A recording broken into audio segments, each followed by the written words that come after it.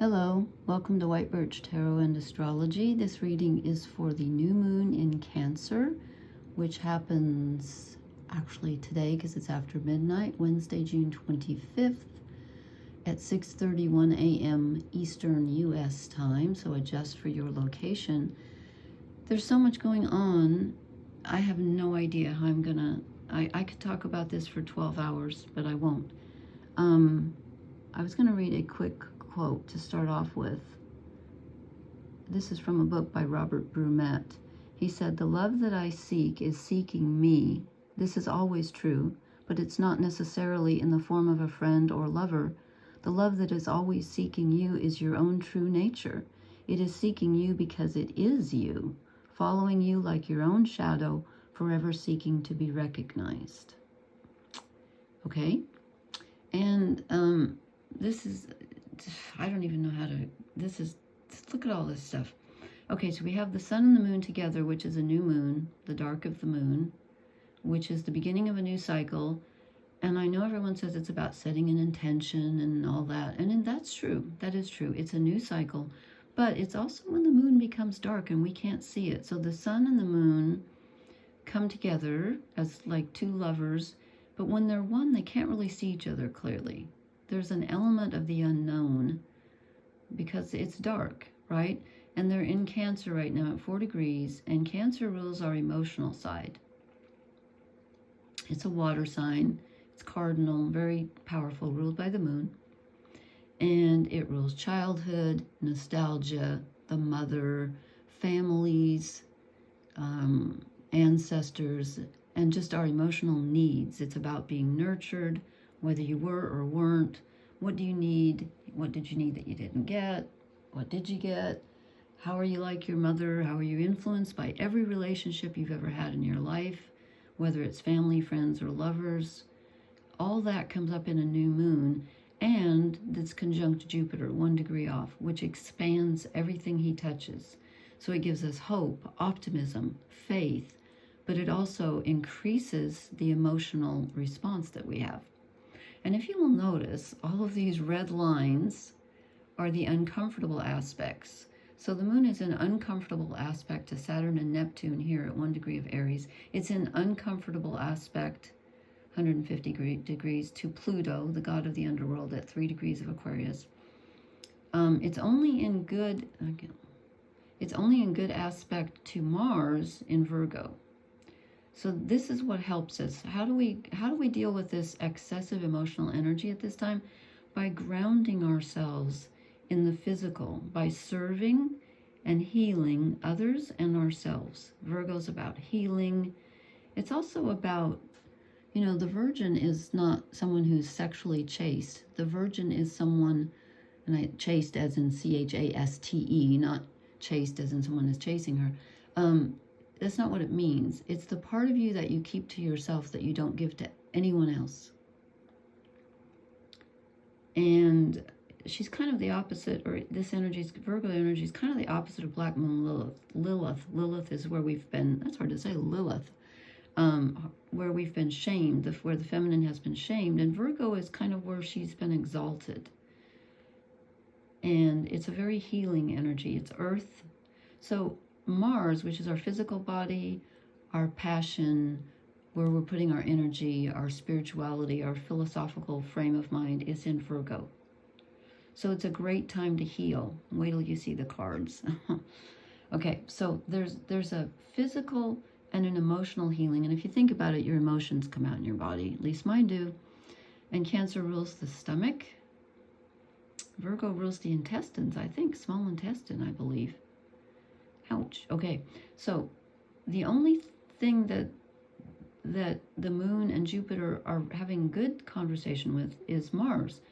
It's squaring all of the outer planets right now. Now, Mercury is opposite Pluto.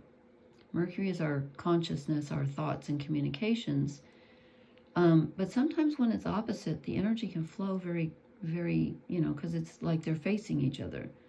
So, it's uncomfortable, yes. It's a truth that we have to face, but it also can communicate.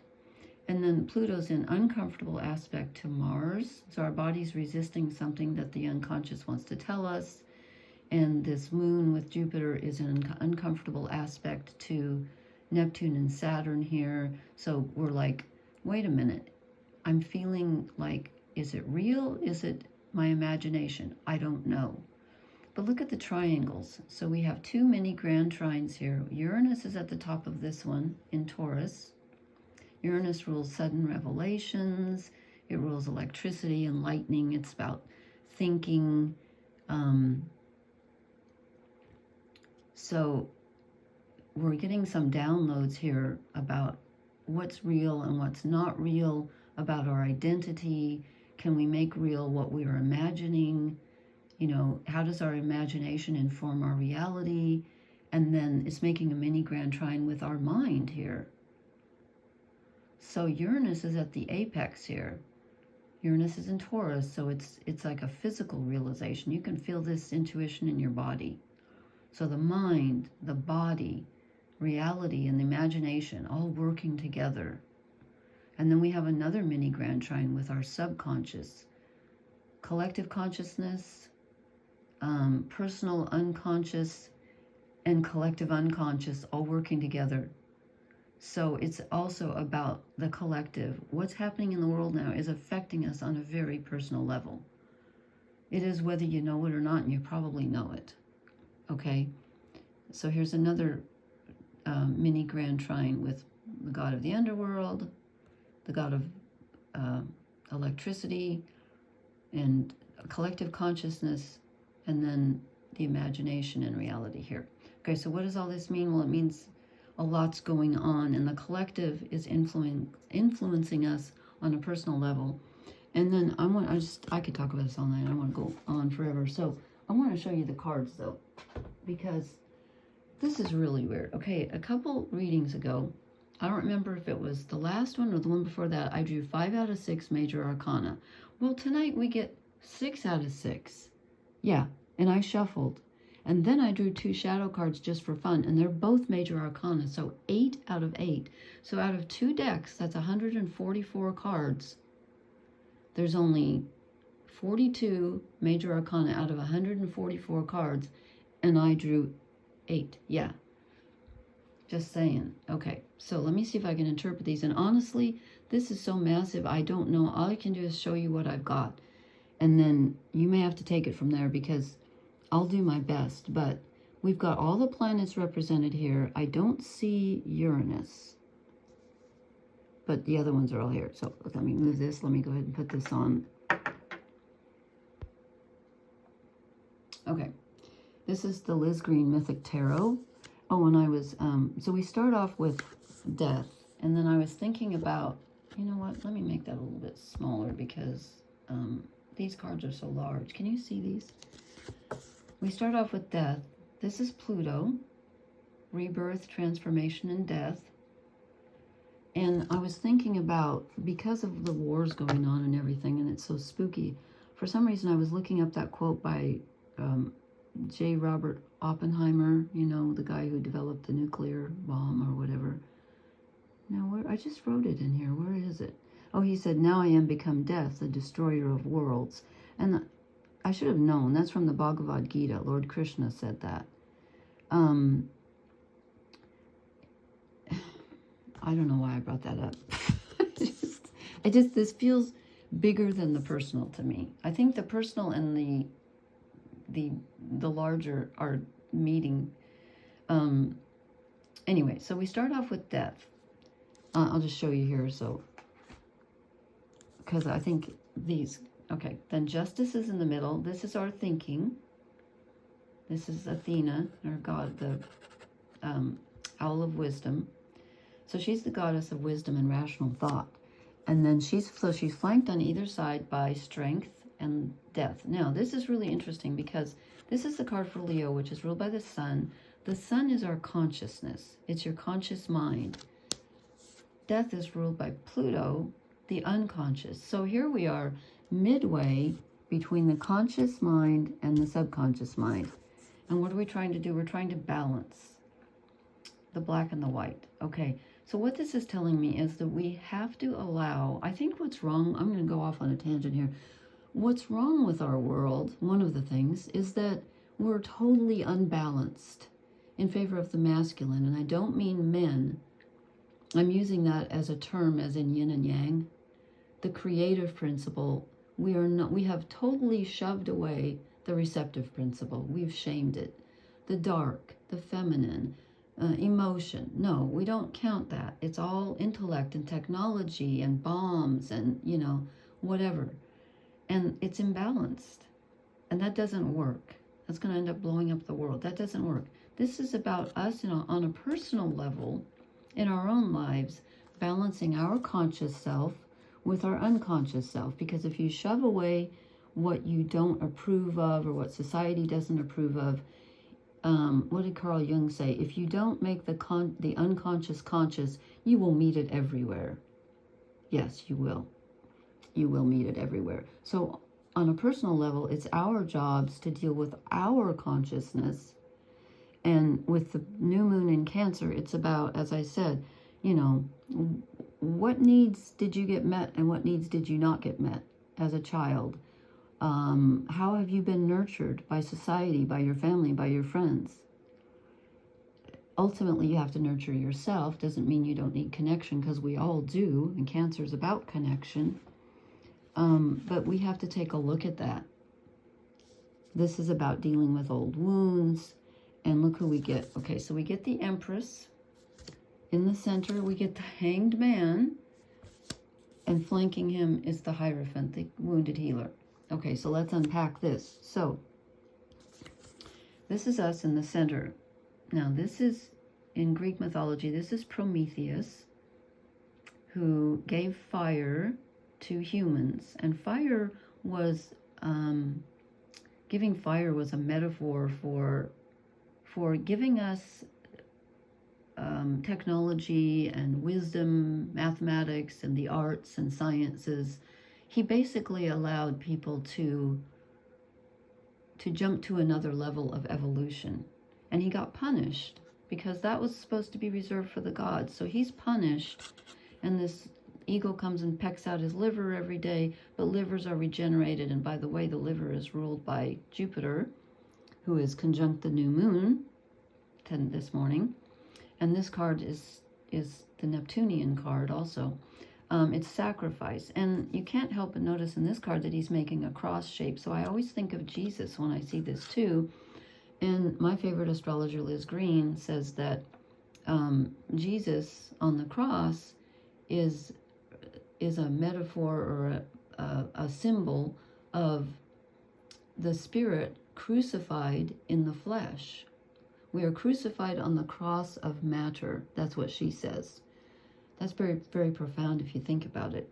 The spirit doesn't want to be trapped in the body, but it is. Is that a bad thing? No, because it allows us to have an ego, which is the Strength card, but we must tame the ego in order to avoid things like what's happening in the United States and people running countries that have not tamed their egos and are 100% ego. We must we gain strength by taming our primal impulses. Okay, it doesn't mean shame. I said tame, not shame. That's two different things. And a lot of our primal impulses are really good. But we have to accept that we have limitations in the physical, right? And so we voluntarily sacrifice some things to be in a physical body. We gain some stuff and we lose some stuff. But it's about balancing. Here's the feminine that has been basically outcast in most societies.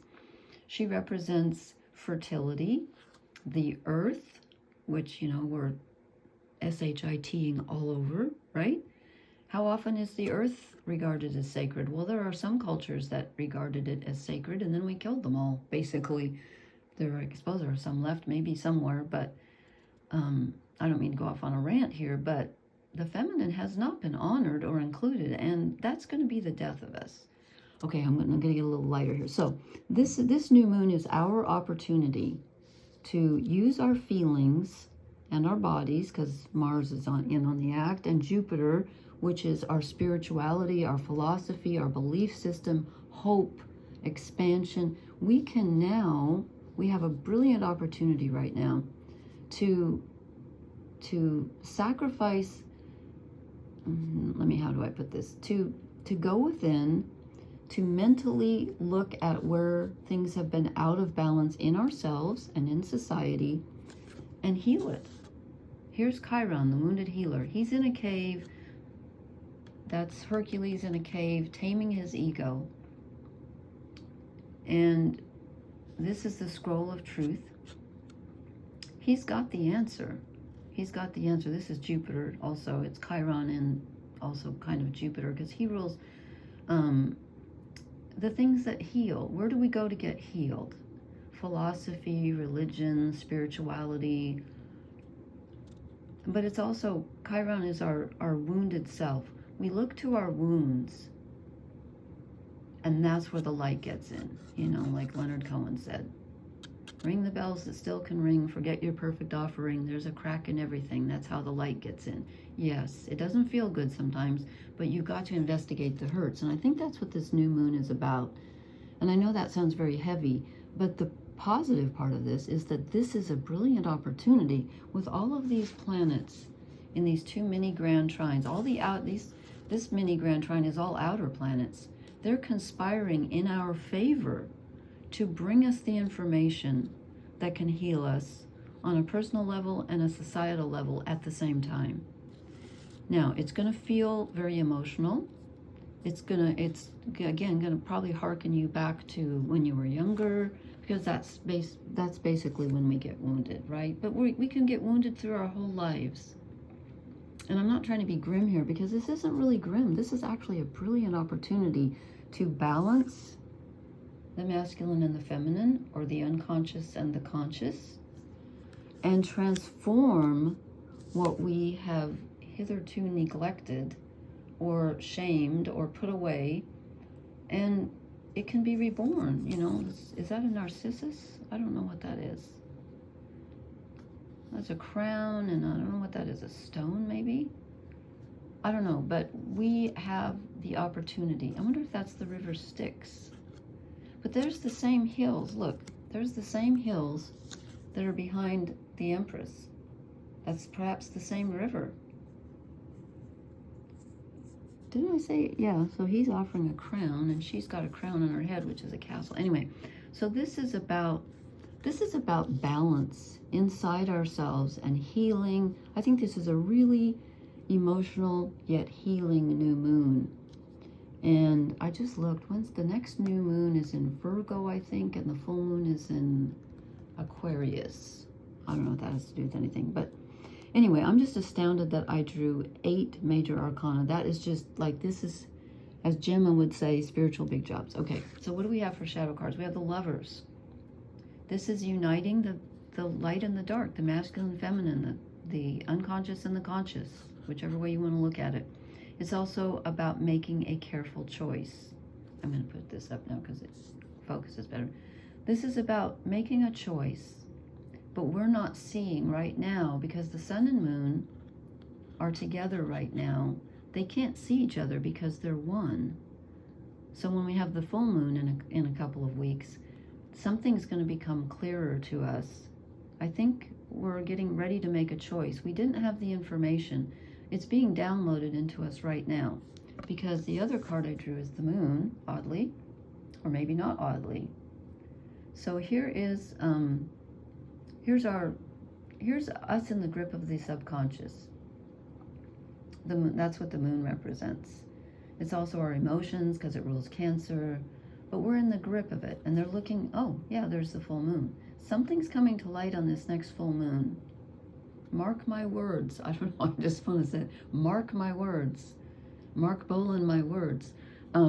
Something's going to come to light in a couple of weeks. There's something that's being downloaded into us on a very subconscious level that's going to influence our relationships and our decisions going forward, because this is really massively important on a personal level and a societal level. We are changing.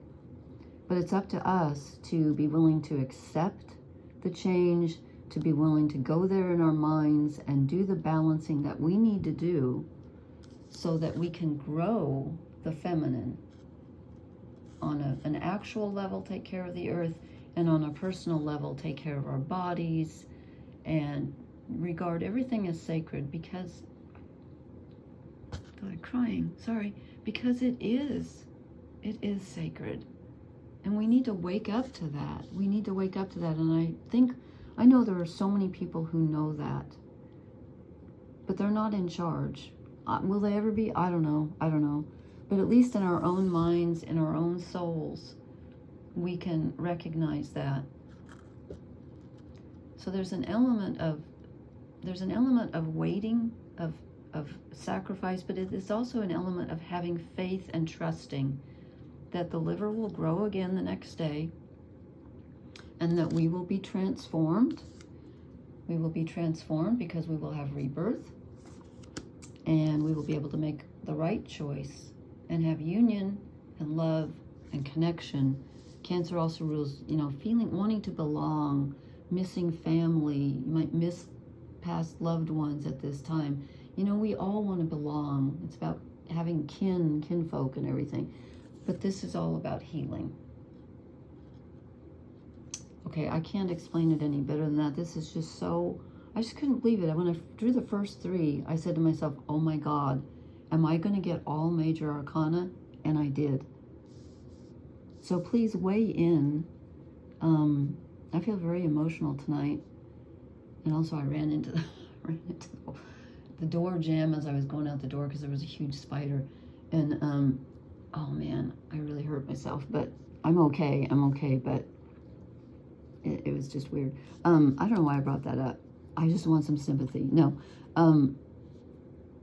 Please weigh in on this. I would love to hear what you think of this. This is more than I can handle, really. Please weigh in. I would love to hear your comments. Please hit the like, share, and subscribe buttons. I'm wishing you all a very happy and healthy new moon with your families, with your loved ones, and blessings to everyone. Good night.